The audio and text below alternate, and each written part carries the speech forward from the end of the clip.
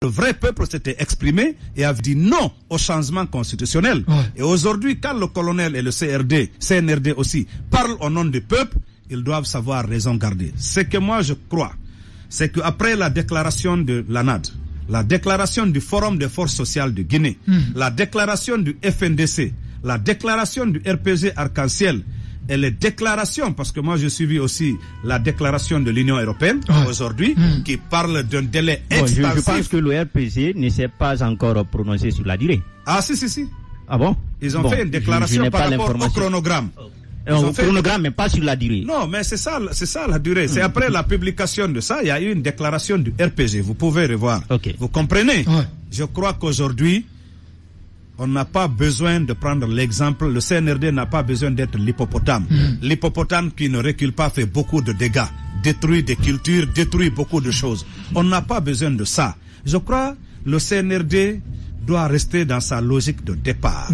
À savoir les motivations invoquées pour la prise du pouvoir.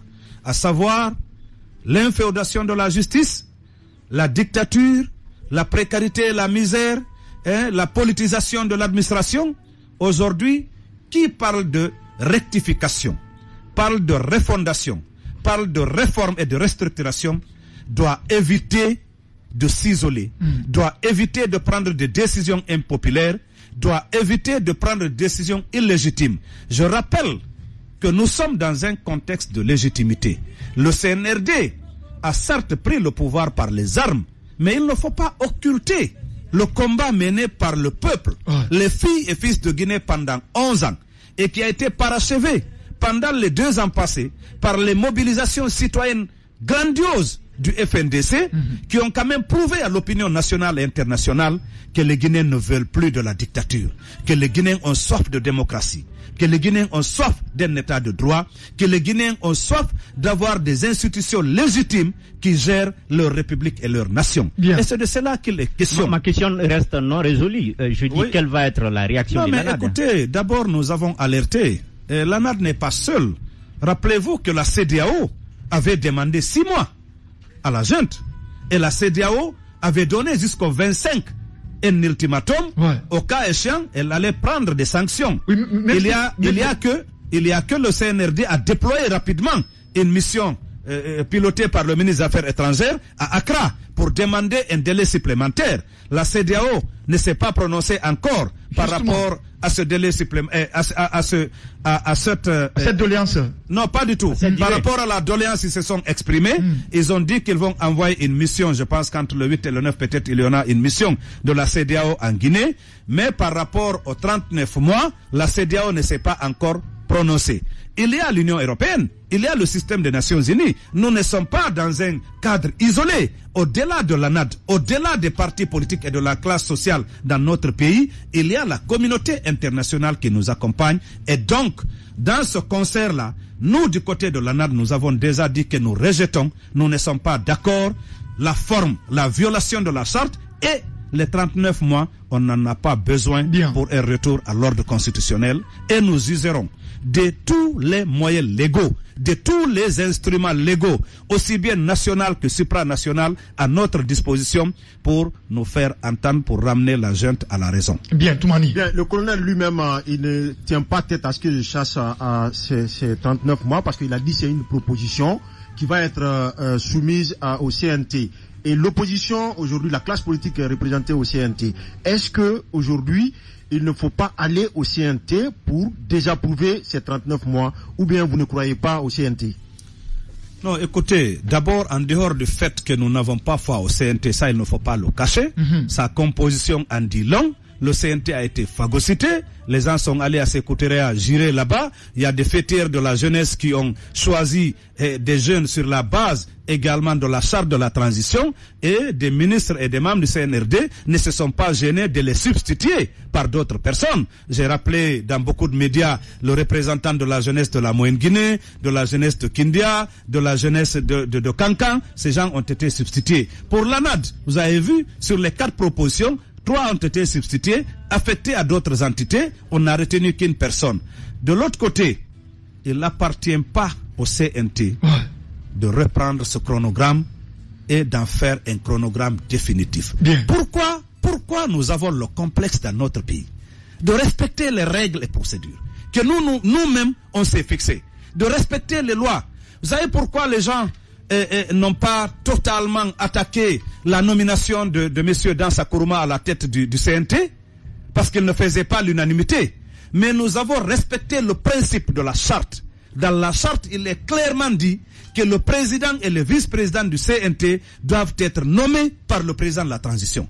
Dès le moment qu'on avait accepté la charte, dès le départ, on était obligé, par principe, d'accepter la nomination de M. Dansa Kourouma comme président du CNT et de deux autres comme vice-président du CNT. Oui, mais justement, justement à ce niveau, M. Sénoubaldé, est-ce que là aussi, il n'était pas quand même logique d'accepter du fait que le colonel décide à ce que cette proposition soit... Non, pas du tout. La nomination de Dansa ne viole pas la charte de la transition.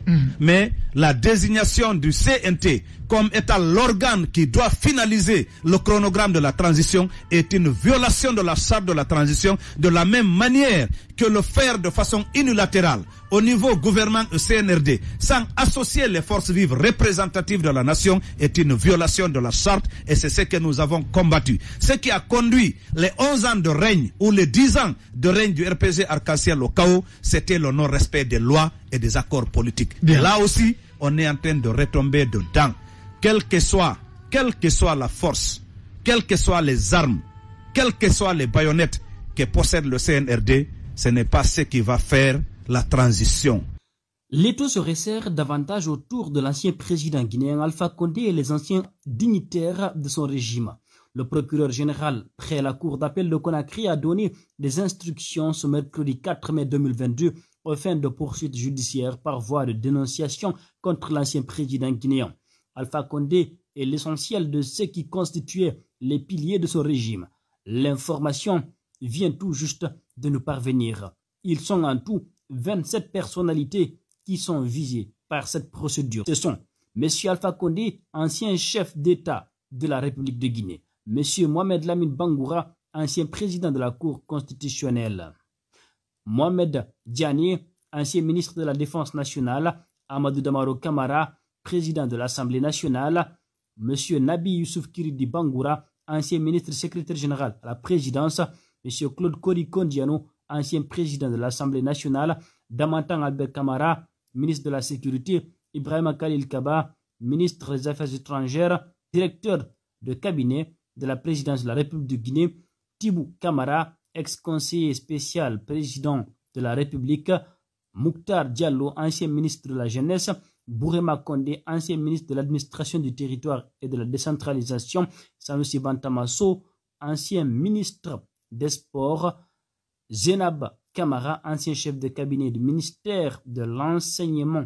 supérieur, Madame Domani Doré, ancienne députée à l'Assemblée nationale, Monsieur Luseni Sangari, ancien directeur général des douanes, Monsieur Aluseni Makanira Kaki, ancien député à l'Assemblée nationale, Monsieur Suleiman Douno Keita, ancien député à l'Assemblée nationale, Dr Ibrahima Kassori Fofana, ancien premier ministre, chef du gouvernement, Général Ibrahima Baldé, ancien haut commandant de la gendarmerie nationale, Général Ansouman Kamara alias Bafoui, ancien directeur général de la police, Aboubakar Fabou Kamara, ancien directeur général de la police judiciaire, Mohamed Lamine Simaka, ancien commandant de la BIR, brigade d'intervention rapide, Monsieur Madifine Diané, ancien gouverneur de l'Abbé, Monsieur Aziz Diop, ancien préfet de Koya, Monsieur Suleiman Traoré, ancien directeur du fonds d'entretien routier, Monsieur Alpha Ibrahima Kera, ancien ministre de la Sécurité et de la Protection civile. Ces anciens dignitaires sont donc poursuivis pour, entre autres, des atteintes volontaires à la vie humaine, notamment ou toute autre forme de privation de liberté et de complicité, et plusieurs autres chefs d'accusation.